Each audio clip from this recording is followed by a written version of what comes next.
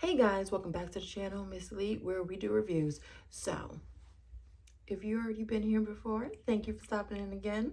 Sit down, let's have a chit chat. If this is your first time here, sit down, let's have a chit chat. Hit that like button, hit that subscribe button, and hit that bell notification so you know when I upload new content. Alrighty, so we're just gonna jump right into it. Right, Beverly Hills, episode 2. So PK is talking to Dorit and he's saying how, like, the kids, they're not even fazed by the bodyguards downstairs. They're not phased because y'all always got somebody in your house. That's why. From the nannies to the chef.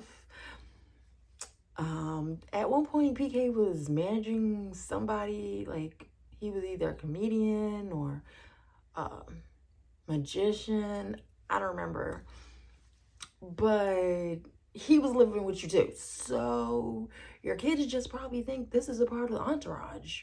You really think they were going to be fazed by some new people being in your house? Anyways, Dorit talks about how, oh no, PK says, oh, you're so resilient. That's where they get it from. I don't know how you're so strong about this. Blah, blah, blah.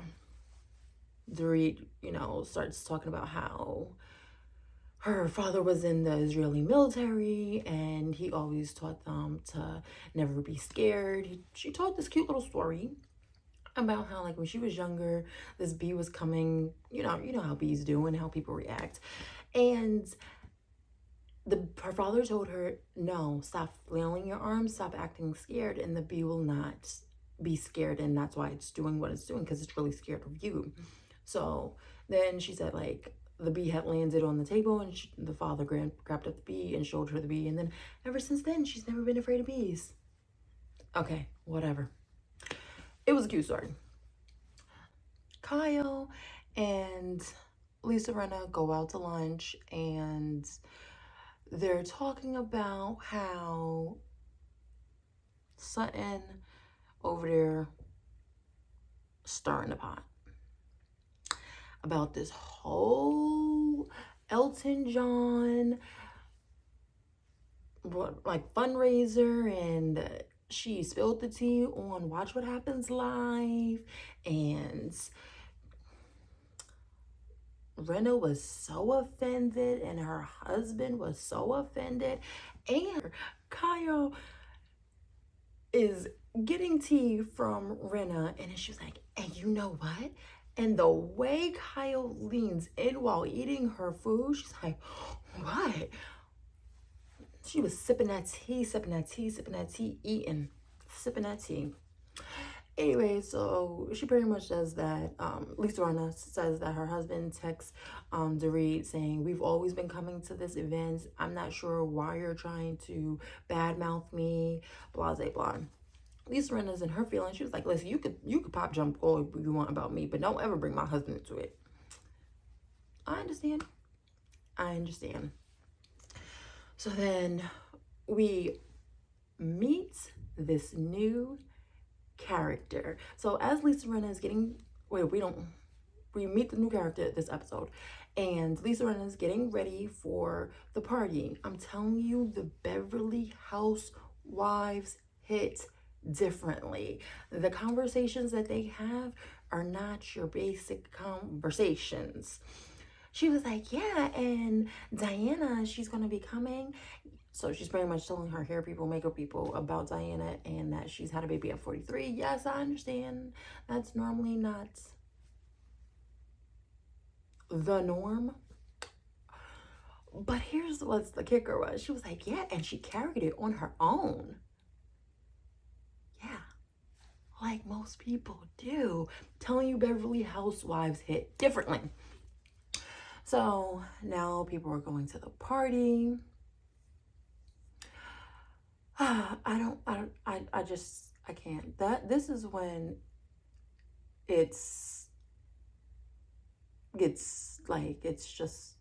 I'm just speechless on how the back and forth was just nonsense. First off, Harry and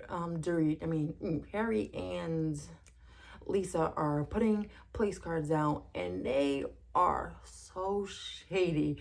They put something at the end of the table. Shady, but hey, whatever. Well, everybody's getting ready to going to the party. It's Dorit, Kyle, Mauricio, and PK. So the two little couples, they're in the car. Dorit's all like, "Oh, I'm so happy. I'm so happy I'm getting out. I can't believe I'm really going out."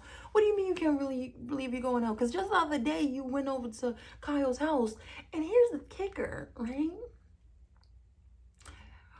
You so afraid and so traumatized, but where is your kids? Where are your kids? That's what I'm trying to figure out. Like, don't portray that you're so, but yeah, you over here leaving your kids after a whole incident, and 2 days after, or the next day after, 2 days after, you leaving your kids again. Like, stop. Come on. Do you really think you have us fools? Anyways, so they're in the car, and Kyle's behind is messy. She's messy. She was like, "Did something reach out to you?" And she was like, "Yeah, she sent a text." PK in the back, like, "Oh, she only sent you a text?" Dorit trying to stick for, "Well, we have a friendship, but it's not like that. I didn't really expect her to come visit." Okay. All right. Why is Kyle going to stir the pot, knowing it's either going to set off PK and or Dorit? She was like, "Well, I met up with something the other day, and it just didn't sit well with me." She had posted Thirsty Thursdays, her holding the margarita up. I couldn't believe she did that. And then I had spoken to her in person, and she just seemed like she just dismissed what happened to you. She said that she was busy and putting out fires of her own because of the whole designer that's coming in, and that she, it's not as serious as having a gun put to her head. And it just didn't sit well with me. Why PK in the back piping up talking about, "Oh, I really don't like that I hear this." I don't know I am not a good accent imitator, but his little English accent, whatever, that's how he sounded.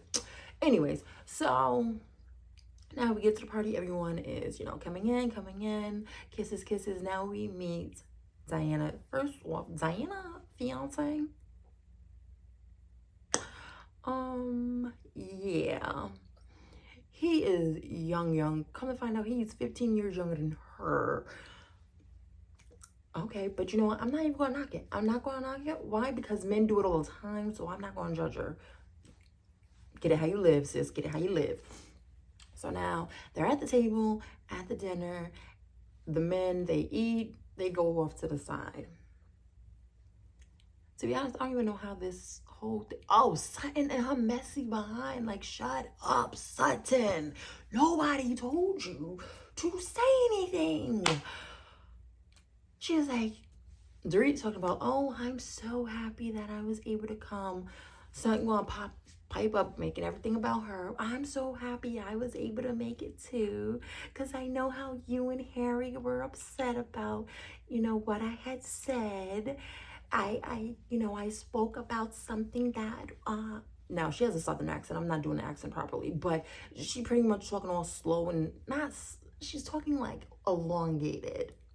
And, girl, bye. Ain't nobody here trying to hear all your stuff." She's talking about, I didn't think it was going to be such an issue." You didn't think it was going to be an issue. You didn't think it was going to be an issue. You on a reality TV show with, and you went for Renna?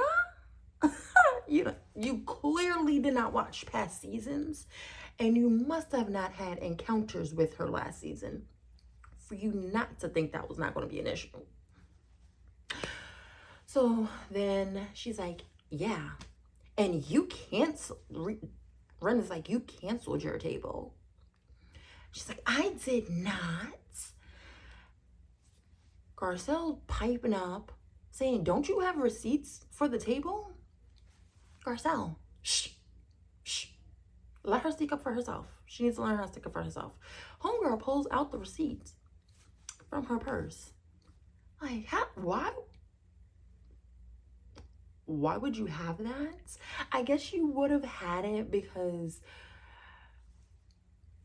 what's his name? Harry had said to her in the text message, we always come, you did not invite us. We were there on our own. So I guess she was saying that she had proof that she had paid for them, whatever, whatever. So then the new character, Diana, she's like, this is classless. This is classless. Can we not talk about this? Oh my God, this is classless. Tell me why Rena was like, I know, you're right. It is. Rena, you the first one to try to pull a receipt. Now, all of a sudden, because old girl said it's classless, then all of a sudden you're like, yeah, you're right. It's classless. I can't. But I'm here for it. But I'm all the way here for it. So then, so then she apologizes to her and she says, I'm sorry. But the apology doesn't really sit well. Then Erica seems like she has to have a little screen time. And she's like, so are you gonna, after she keeps on saying like, this is classless, this is tacky, whatever. She doesn't use the word tacky, but she's pretty much saying it's classless. Sutton proceeds to say, oh, you're slandering my name. You're saying that I canceled the table. Brenda's like, what are you gonna do? Sue me?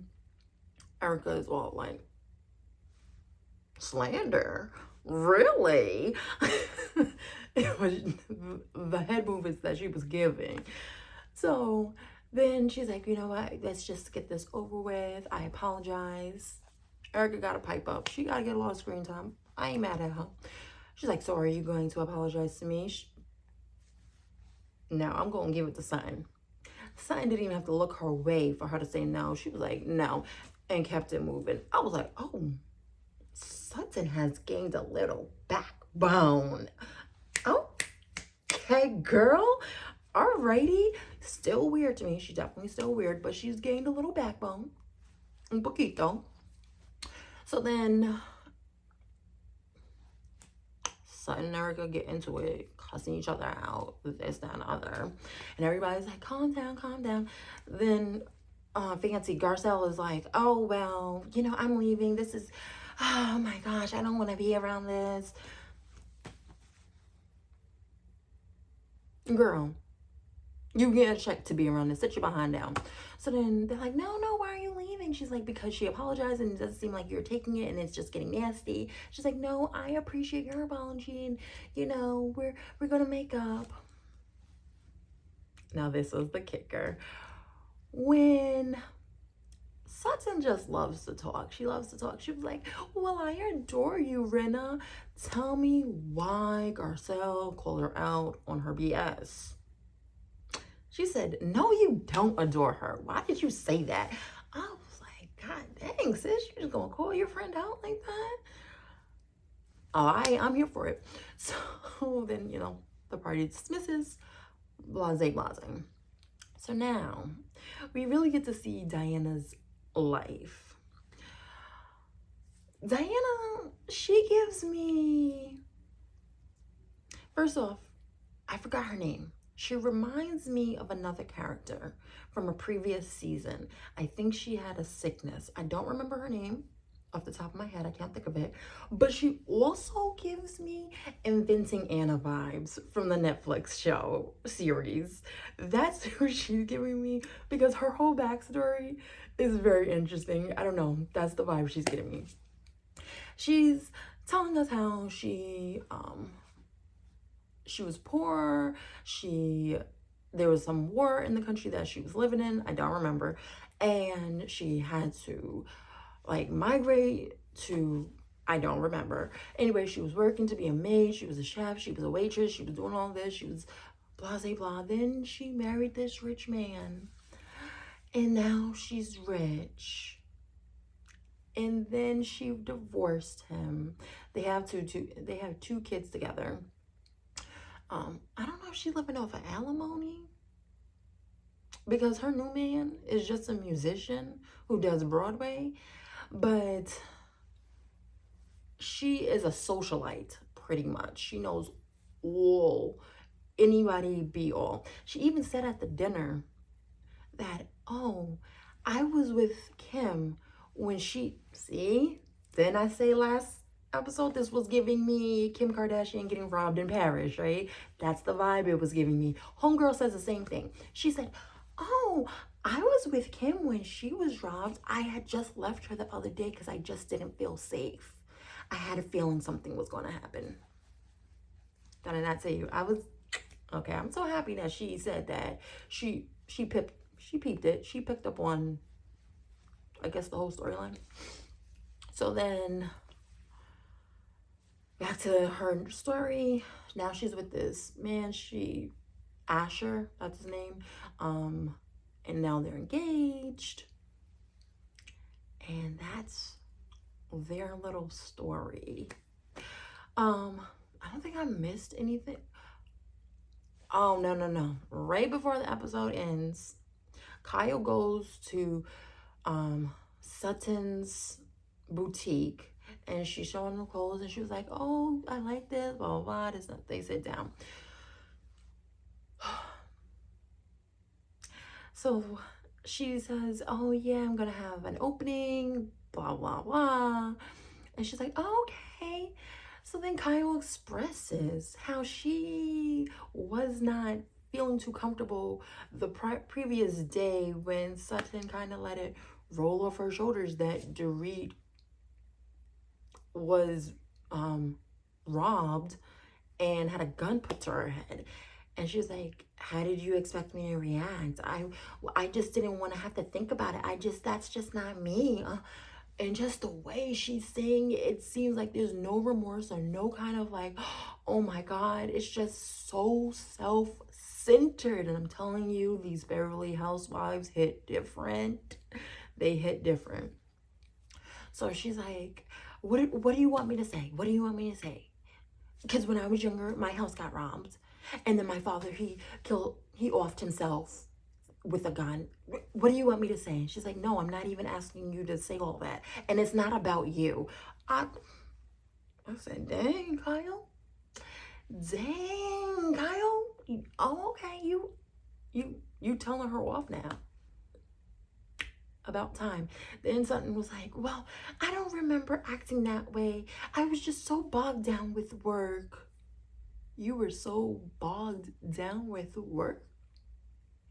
Dang, your job must be really, really important because your fellow cast member, because we're not even going to call her your friend, your fellow cast member, your co-worker was held at gunpoint and you were just so in your own little world.